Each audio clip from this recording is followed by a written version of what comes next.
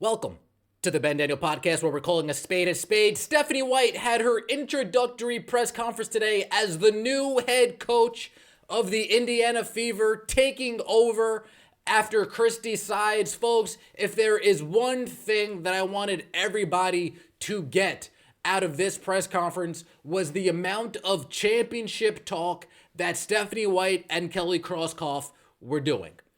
The amount of championship talk, hanging banners talk, Caitlin Clark and Aaliyah Balson will be hanging banners together talk, multiple banners talk. I was here for the 2012 team talk. It didn't feel good when we lost in 2015 talk. We had an accelerated time frame once Caitlin Clark fell into our lap talk. Kelly Krauskopf, the architect of this transformation of the Indiana Fever organization, out with Lynn Dunn, out with Chrissy Sides, in comes Amber Cox, in comes Stephanie White, and Stephanie White had herself quite a day today. If I had to grade her on a grading scale, I would give her a B+. Only reason why she's not getting an A or an A+ or an A-, nothing to do with her, had to do with a lot of the reporters who asked these questions. A couple questions that I have that I still haven't gotten the answer to. We had no questions about Kelsey Mitchell. We had no questions about the expansion draft.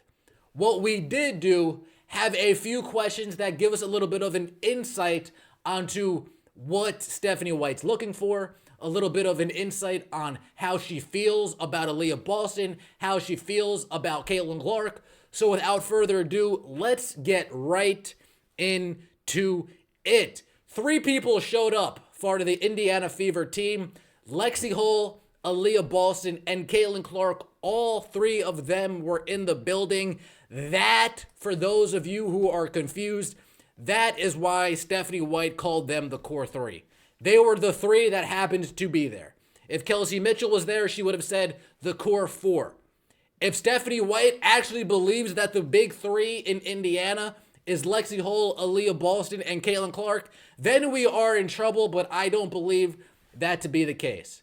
I think she only referred to them as the core 3 because those were the 3 women from the team that were currently in attendance during this introductory press conference. She did not mention anybody else by name. She didn't mention Kelsey Mitchell by name. She didn't mention Alyssa Smith by name.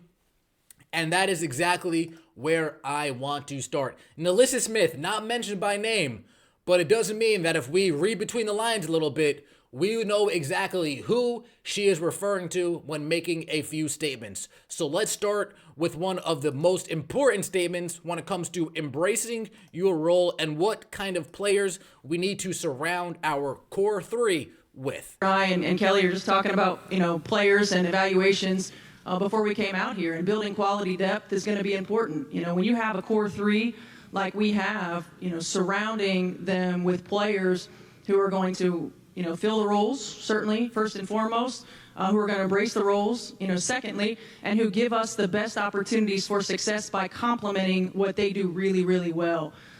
We have seen in this league's history, how difficult it is to win a championship. The margin for error is small. The margin for error is small. When you're building teams, it's not about always just getting the best players. It's about getting the best complement of players who fit well together, who play well with one another, who work to bring the best out in one another. I believe truly in my heart that connected teams are winning teams. And so people who fit, players who fit the culture of the Indiana Fever and where we are and where we're moving towards. Connected teams are championship teams, not teams that have players that go on Instagram and subtweet, not teams that have players that go on Twitter and are passive aggressive, not teams that have players that are mad with the amount of touches they get one game, so they do a whole entire Twitter post talking about it without mentioning names. That's not the Indiana Fever culture, folks. That is not the culture that we are trying to build upon what we had last year. We need players like that out of here. But the more important direct shot, if you want to call it that, was when we're talking about we want players to fill roles. Not only fill roles, embrace their role. You think Alyssa Smith embraced any of the roles that she was given last year?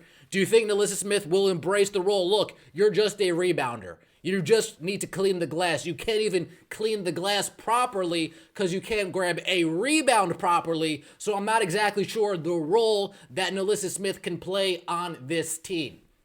Fill a role and embrace the role. 0 for 2 when it comes to NaLyssa Smith. When it comes to 0 for 3, it's complementary. We want a player that is complementary, players that are complementary to what our core 3 do. Let's say core 4. Let's add Kelsey Mitchell in there, even though she was in attendance.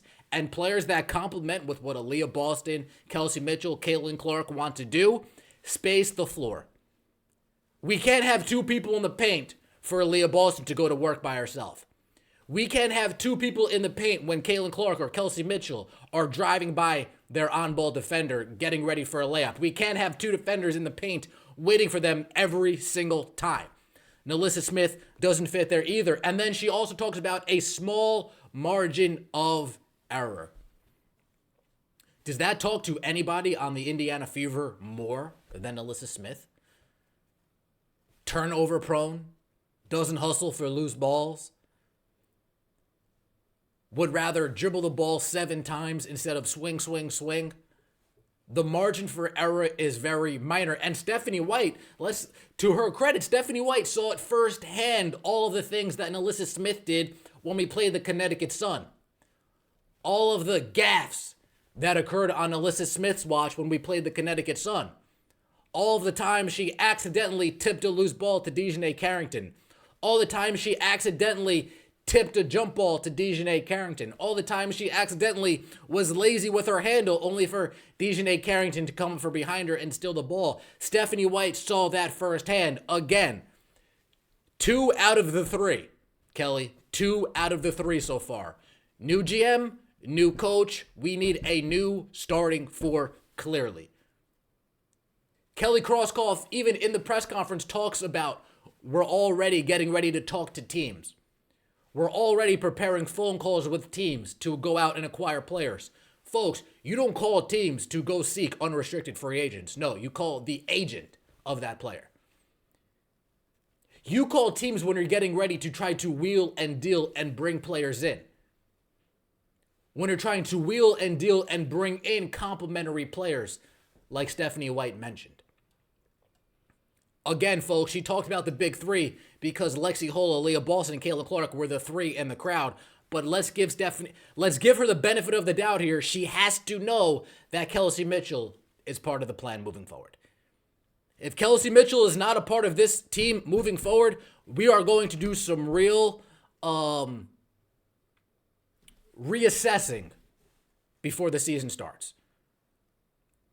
It depends who they replace her with, but as far as I'm concerned, you can't name 12 players in the WNBA better than Kelsey Mitchell at what Kelsey Mitchell does. You can't name 5 players better at doing what Kelsey Mitchell does than Kelsey Mitchell. It's just the fact of the matter.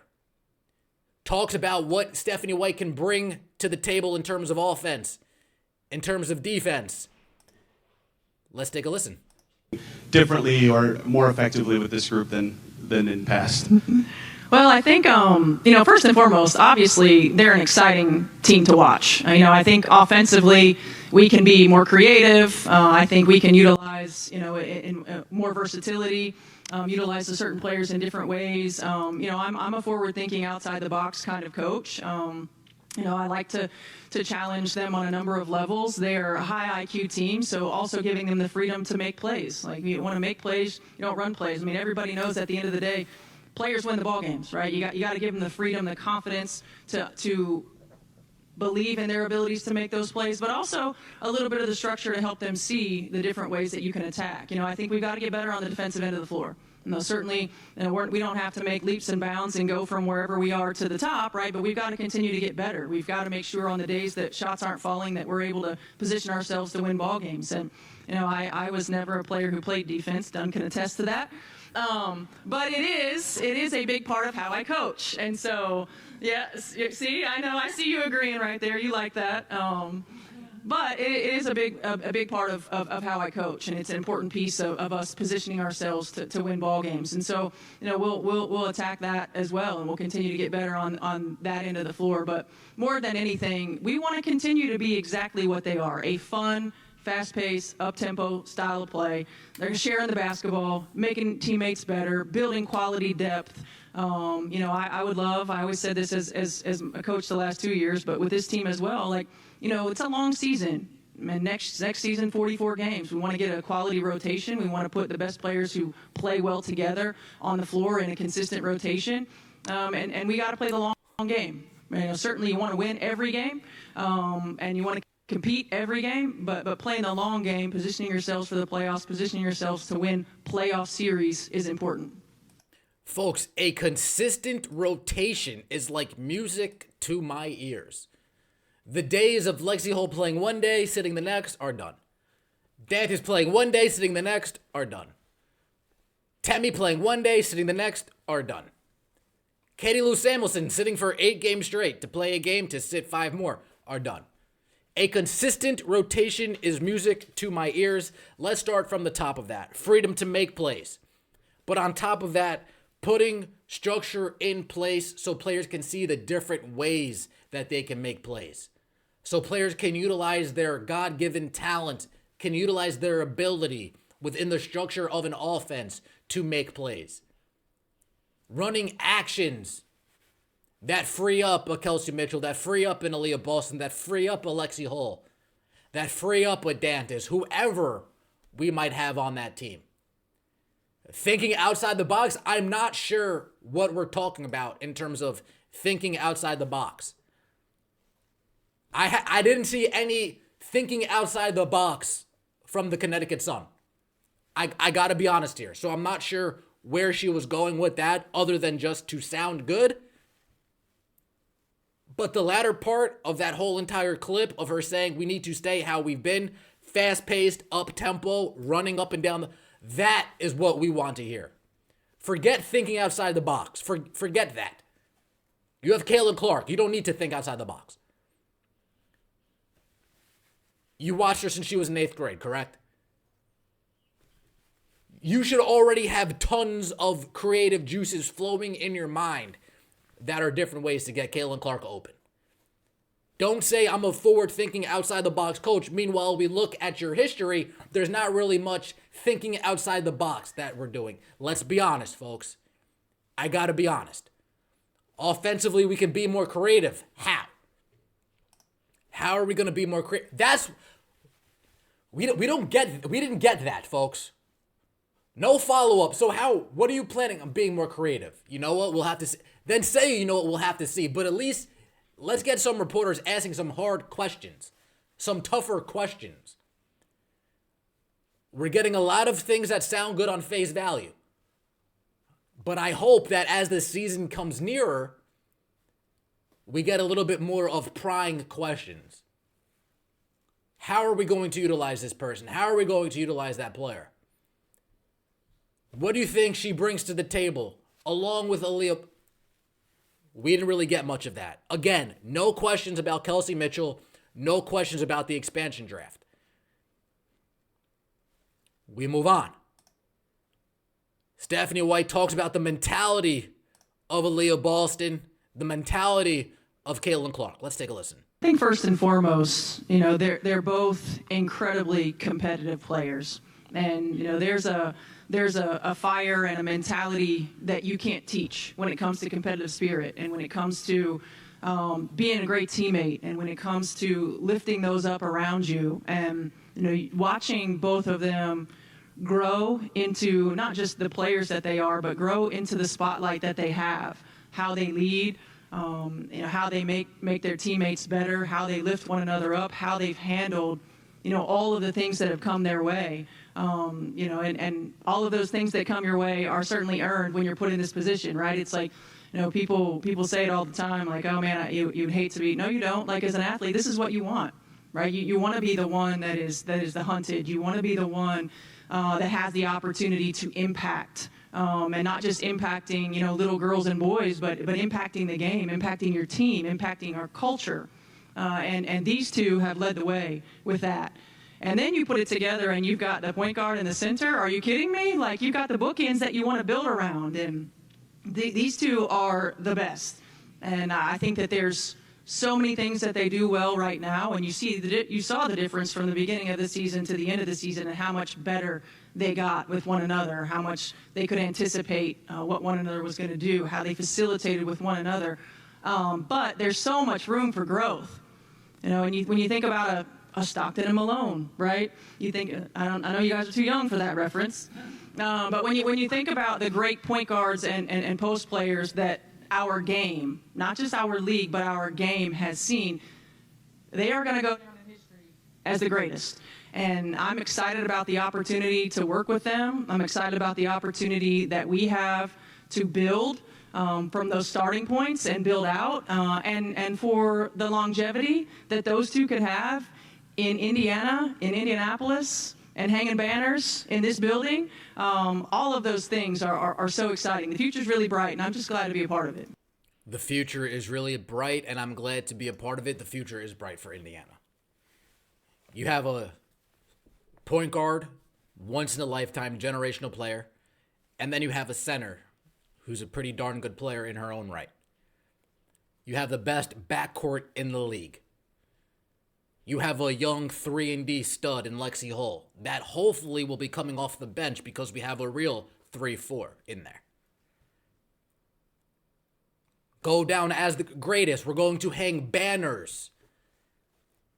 This is the talk that I want everybody to take away. She has championship aspirations for this team.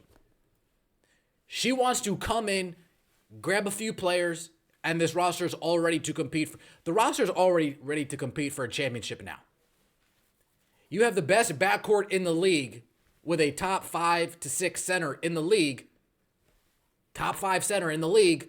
You're ready to compete for a championship, folks.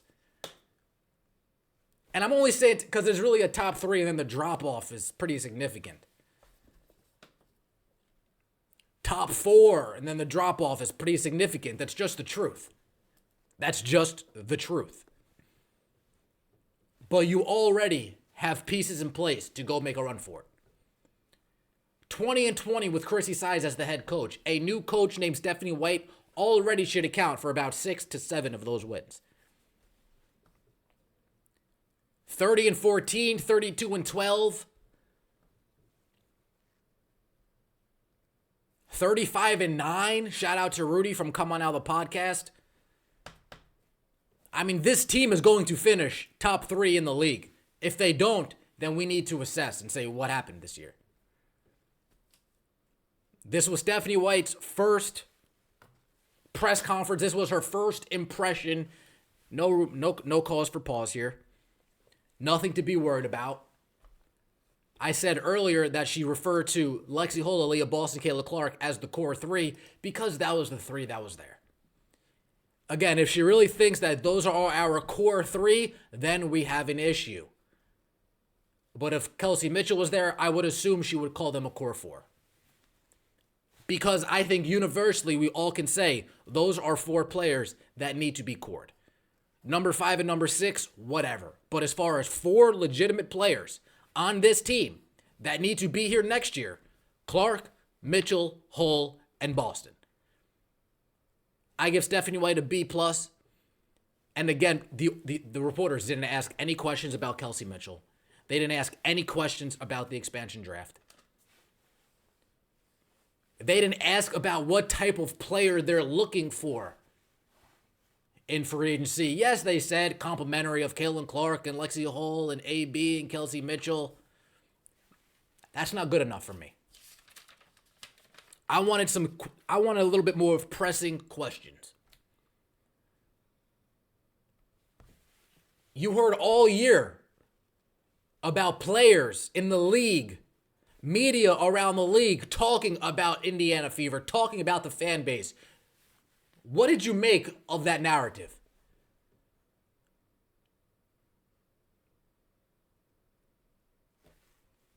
Some things that we didn't get.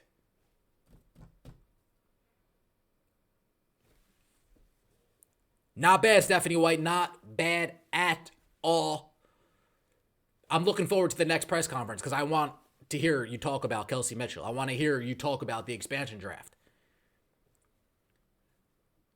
Let me know what you think in the comment section below. This is the Ben Daniel Podcast. Don't forget to like and subscribe. As always, take it easy.